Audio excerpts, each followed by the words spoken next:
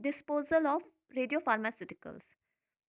Pharmaceuticals जो mostly use किए जाते हैं हॉस्पिटल्स में, वो है टेक्टीनियम 99, iodine 131, iodine 125, iodine 123, fluorine 18 and titanium और फिर कार्बन 14। सबसे ज़्यादा जो वेस्ट प्रोड्यूस होता है वो लिक्विड फॉर्म में होता है, उसके बाद सॉलिड फॉर्म में होता है, और सबसे ज़्यादा कम जो होता है वो गैस फॉर्म में होता है। Solid waste in the form of syringes, needle, cotton slab, contaminated gloves या फिर एब्जॉर्बेंट मटेरियल। और सबसे ज़्यादा जो हाई वेस्ट निकलता है वो क्लॉथिंग और यूटेंसिल्स, जो कि पेशेंट जिसको कैंसर है, जिसको रेडियो एक्टिव या थेरेपी दी जा रही हैं या जो थेरेपीज दी जा रही हैं उनमें निकलता है। रेडियो एक्टिव सब्सटेंसेस का डिस्पोजल के लिए सबसे ज़्यादा जो की रोल प्ले करता है वो रेडिएशन सेफ्टी ऑफिसर है, जो कि चेक करता है और लगातार कॉन्टिन्यूसली मॉनिटरिंग करता है उस हॉस्पिटल एरिया में जहाँ पे भी वो रेडियो एक्टिव सब्सटेंस का यूज़ किया जा रहा है, और ये एक रिकॉर्ड मेंटेन करता है जो कि क्वांटिटी और क्वालिटी उस रेडियो एक्टिव वेस्ट ने कितना प्रोड्यूस की, और उसका मोड ऑफ डिस्पोजल, कि उसको लिक्विड फॉर्म में डिस्पोज करना है, सॉलिड फॉर्म में डिस्पोज करना है, या फिर गैस फॉर्म में डिस्पोज करना है। Radioactive waste management in hospitals.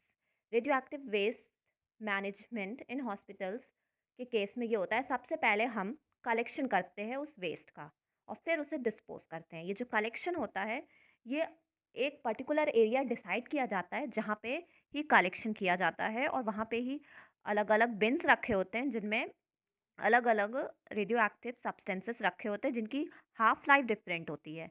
मतलब ये कि हम दो रेडियो एक्टिव एलिमेंट्स को एक साथ नहीं डिस्पोज कर सकते हैं जिनकी रेडियो एक्टिविटी डिफरेंट हो, जिनकी हाफ लाइफ भी डिफरेंट हो। वहाँ पे अलग अलग बैग या अलग अलग बिन्स होते हैं जिनमें उनका नाम और लेबल होना चाहिए कि हाँ, किस कौन सा ये मटेरियल है, और साथ ही साथ डेट भी होनी चाहिए कि कब का ये है। और जो कलेक्शन होता है वो कलेक्शन होता है पॉलीथीन में होता है, पॉलीथीन लाइनिंग में डिस्पोजल होता है सॉलिड का। और जो कार्बॉयज का यूज़ किया जाता है लिक्विड वेस्ट के केस में।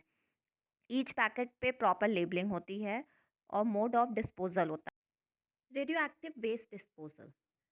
अब डिस्पोजल कैसे होगा रेडियो एक्टिव सब्सटेंस का? इसको डिस्पोज करने के चार तरीके हैं: dilute and disperse, delay and decay, concentrate and contain, incineration. Dilute and disperse के केस में जो लो रेडियो एक्टिव वाले मटेरियल्स होते हैं उनको नॉर्मली जैसे डिस्पोज किया जाता है हॉस्पिटल वेस्ट की तरह, वैसे ही उसे डिस्पोज किया जाता है।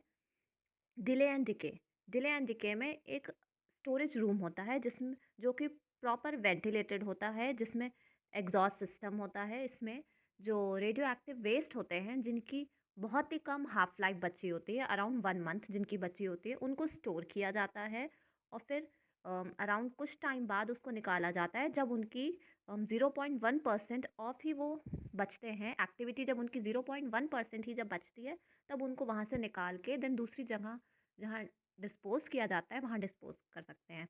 Concentrate and contain. ये कंसनट्रेट और कंटेन में जैसे ऊपर वाले डायग्राम में मैंने आपको अभी दिखाया था, जिसमें कि हम अंडरग्राउंड डिस्पोजल करते हैं, उसे कहते हैं कंसनट्रेट एंड कंटेन।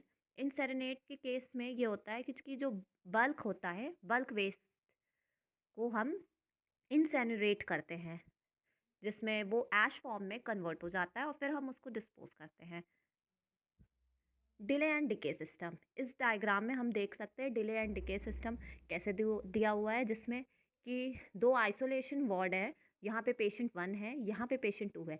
इनका जो वेस्ट मटेरियल है वो वाल्व से होते हुए यहाँ से होते हुए यहाँ पे आता है। इस वाल्व में ये वाल्व्स ओपन होते हैं, तो यहाँ पे एक डिले टैंक है, दो अलग अलग डिले टैंक है जहाँ पे ये स्टोर होते हैं। उसके बाद फिर जब इनका स्टोरेज हो जाता है, इनकी मिनिमम हाफ लाइफ जो होती है 1 मंथ से कम होती है, जो इसमें जो वेस्ट हम यूज़ करते हैं, उसके बाद फिर जब ये almost 0.1% of radio active element जब बच जाता है, तब फिर हम ये वाल्व इस कंटेनर से फिर ये वाल्व भी ओपन होते हैं, ये दोनों के दोनों। फिर यहाँ पे मेन स्विच चैम्बर होता है जहाँ पे हम इसको स्विच लाइन के थ्रू इसको हम डिस्पोज कर देते हैं। थैंक